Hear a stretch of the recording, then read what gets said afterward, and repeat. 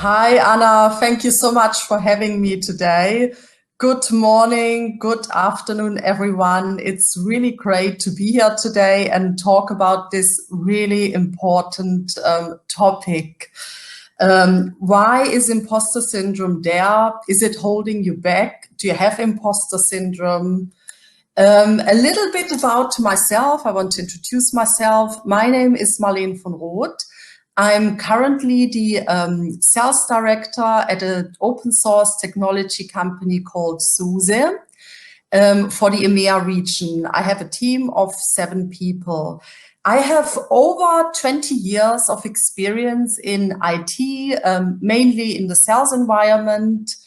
I have 3 beautiful children, as you can see on the picture. They are in a Black Forest on the photo there. That's where I'm originally from. I'm living in London for over 20 years now.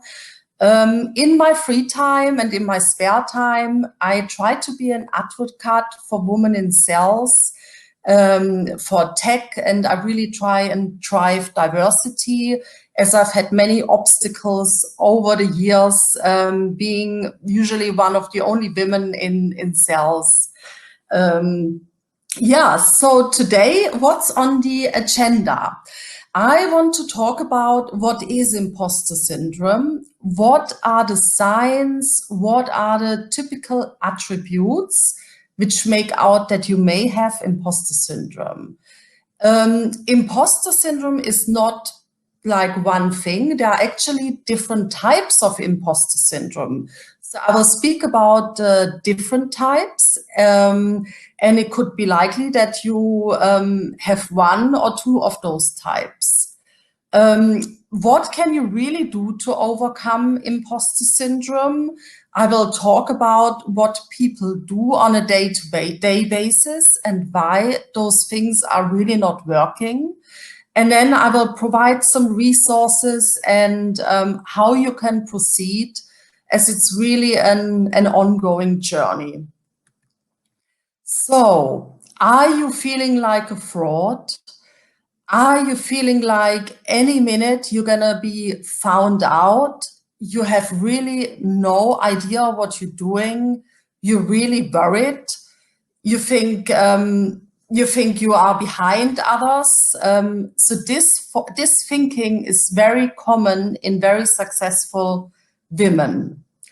Also, imposter syndrome is a phenomenon.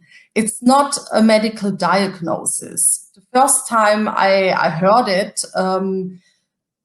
I remember I was basically applying for a job, and I was talking to the recruiter, telling her my accomplishments. And then when I went to see the company, they felt afterwards I didn't really I didn't really show my accomplishments. So that was the first time I heard about imposter syndrome, when the recruiter called me and she said, you know what, I'm really surprised about the feedback. I think you may have imposter syndrome. And I thought, wow, is this something from an Alfred Hitchcock movie? What is it? So imposter syndrome is the feeling that despite your achievements, and it's very, very common with successful people, that you still feel you are going to get found out, you are not good enough, and you really is this inner feeling of constantly trying your best, and you feel like you're just not achieving anything. You're always behind. Despite praise, you feel like, no, that's just luck. So is this you? Do you recognize any of these feelings in your head? Like, oh dear, they are going to figure out I have absolutely no idea what I'm doing.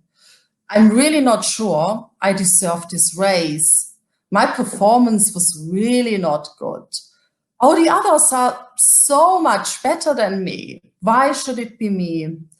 You are really feeling bad. If someone gives you a praise, you feel, no, that was just simply luck, or that was due to someone else supporting me.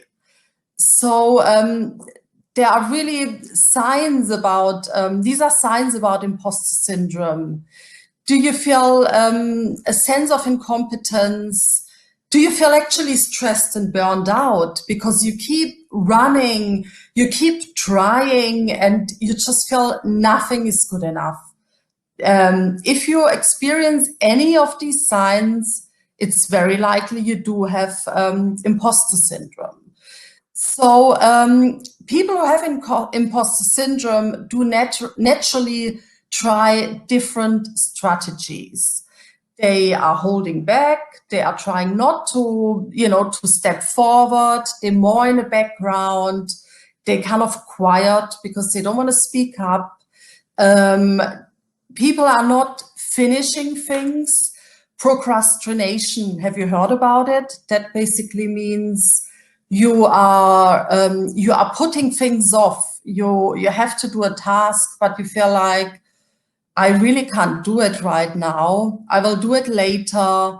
And then you start a project, or you may never even start this project, and actually you never finish. So it actually could be bad performance. You're holding back. It's very hard for you to just keep going. So really, you are missing out. You may be missing out on job opportunities. People don't perceive you very well. So these coping strategies really don't work. The imposter cycle, I thought that was really interesting, and I want to share this. So basically, it starts of you feeling like a fake, having self-doubt, you feel depressed, you feel really anxious all the time. You try a project or piece of work, you feel anxiety again, you worry. So what you do, you over-prepare. You're trying to have things really, really perfect. You spend hours on a presentation. You make sure it's immaculate. It needs to be perfect. Or you go into the procrastination mode. You basically don't even start. You try to find excuses and you don't show up. You put the effort in and you're feeling a kind of a relief once you've overcome this meeting, once you've overcome this presentation. You get lots of positive feedback, but the feedback doesn't really mean anything to you. Although you feel relieved, you don't feel the kind of success. You think, hey, that was just pure luck. I just got lucky. People didn't really listen to me. So you kind of push away all that positive feedback because you don't really get that sense of accomplishment. This is what I call the imposter cycle. It's a vicious circle, and you can just never feel good about yourself. You feel like you're not achieving anything. Does this sound familiar? Well, it really does to me. I live it every day, and it's absolutely exhausting. So this is not good. So there are lots of scientific studies out there now, which is great. And interestingly, imposter syndrome was first discovered very late on, I would say, in 1975. And we hear more and more about this important topic. And it's really I think at every conference, people talk about imposter syndrome. So here's some research. So especially women, and obviously it's also present in men, but predominantly in women who, despite outstanding academic and professional accomplishments, still feel they are a fool, still feel they are not bright enough, they're not as good as their co-workers, their friends. And success just does not mean happiness. You feel fear, you feel stressed, you feel just really uncomfortable. Very often people with imposter syndrome don't share or shout out their successes. They don't share them with their friends and families. Usually their family finds out from others about their successes. And when they then approach you, you feel like, oh, you know, that was really nothing. You talk it down.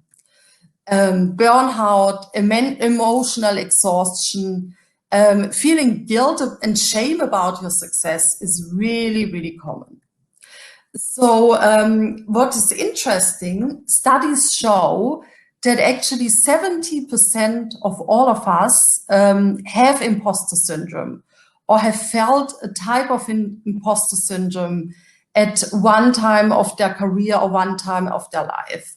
So what I want to tell you, it's really, really common to have these kind of feelings. The only thing is people don't really talk about it. That's why we feel it's only our inner critic, it's only in our head. What I found really interesting is that there are lots of people out there who suffer from imposter syndrome. You are not alone, it's not just you. So there's people like Meryl Sandberg, lots of people in the technology sector have imposter syndrome. You know, Michelle Obama is really struggling from imposter syndrome and has written a book about it. And what I found very interesting is Meryl Streep. She is saying, why would anyone want to see me again in a movie? I'm a total fraud. And Meryl Streep, we all know her, she's one of the best actresses out there. Every time she has done a movie, she feels like, wow, I was not good enough. I can't watch myself. So there are lots of famous people out there as well struggling with it. So imposter syndrome is not like imposter syndrome. There are different types. What is very common is the perfectionist. That means you need to have everything perfect before you deliver a talk, before you deliver a presentation. And also what is very common is once you had this talk or once you did the presentation, afterwards you beating yourself up about it.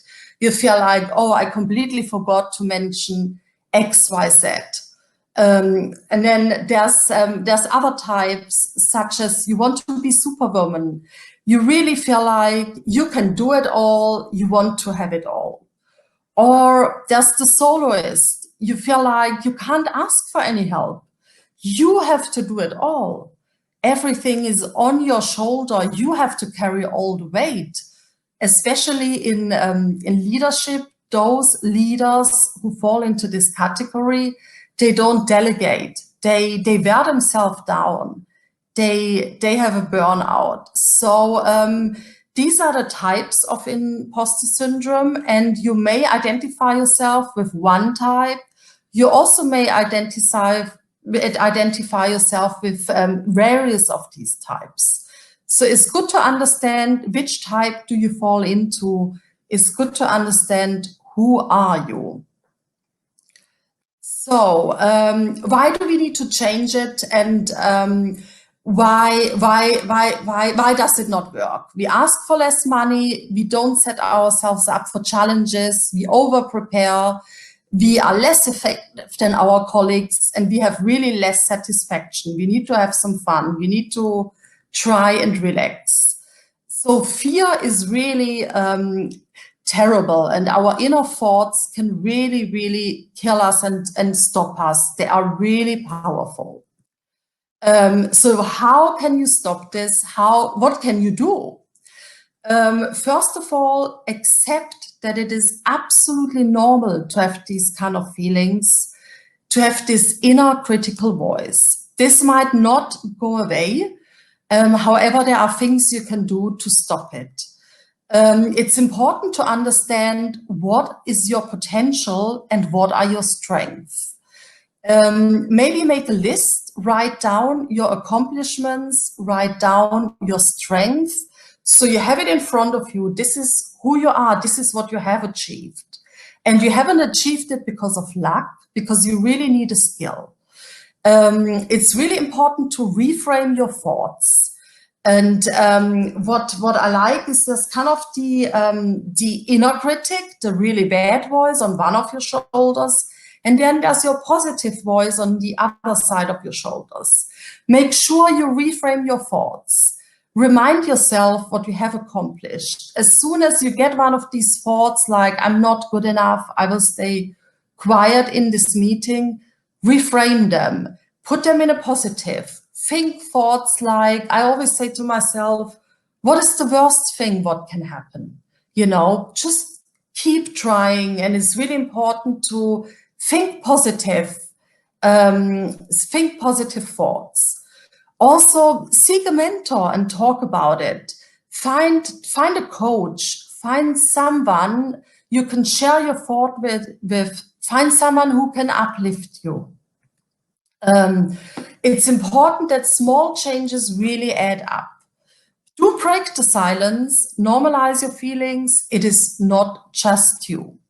Separate the feelings from the fact. Is it only yourself trying to talk yourself down, or is it a fact? Change those thought behaviors, understand your unique pattern, really understand who you are. Call it out. Is there any truth what I'm feeling right now? When did you first feel like this?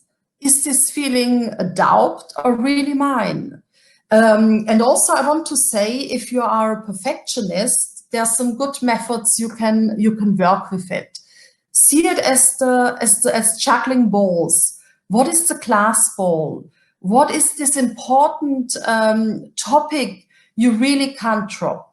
For example, the other day, my son was really feeling fragile. He had a big exam at school, so I knew he's my class ball today. I really have to concentrate on him. You can't do everything perfect. You can't do everything in this perfect manner. And what you don't need to. Also, a good thing is, if you feel procrastination, do start with the difficult topic at the beginning of the day. Don't put it on your to-do list at the end. Maybe just put 20 minutes aside a day and say, look, I'm not going to do all these other things now. I'm really going to focus on this topic because it has to be done.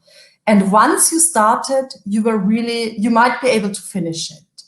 So really reframing, kind of knowing your patterns. I also want to talk about fake it till you make it. Lots of people say, look, it really doesn't work, fake it till you make it. And there's no such thing as lying.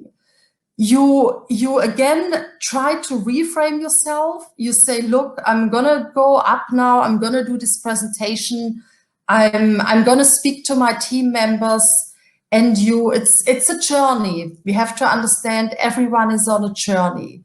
So use strategies and just get yourself out there. Just do it. That's really important. Because you will regret more things you haven't done than things you have done. This is a really powerful slide. This is what you need to understand. On the left-hand side, this is what you think you know and what other people know. On the right-hand side, that's the reality. This is what you know, and other people know just as much as you, or even know less. So please do understand it, that you're not the one in the room who is the fraud. Make it very, very clear. You have something to say, and you have talent, you have achievements. So really, really celebrate these achievements.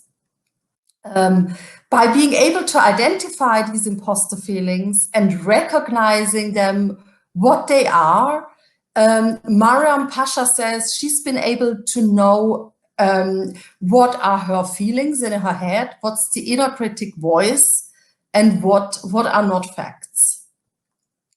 There are some resources I would like to recommend. There are lots of books out there you can read. I've been recently reading the Secret Thoughts of Successful Women. I've been reading this book by Own Your Greatness by Lisa Orbe. This is a really powerful book. It gives you lots of tasks you can do. It gives you a little bit of homework. It's a very active book, so I really recommend you getting this book. If you haven't read it yet. Fantastic. Thank you so much, Marlen.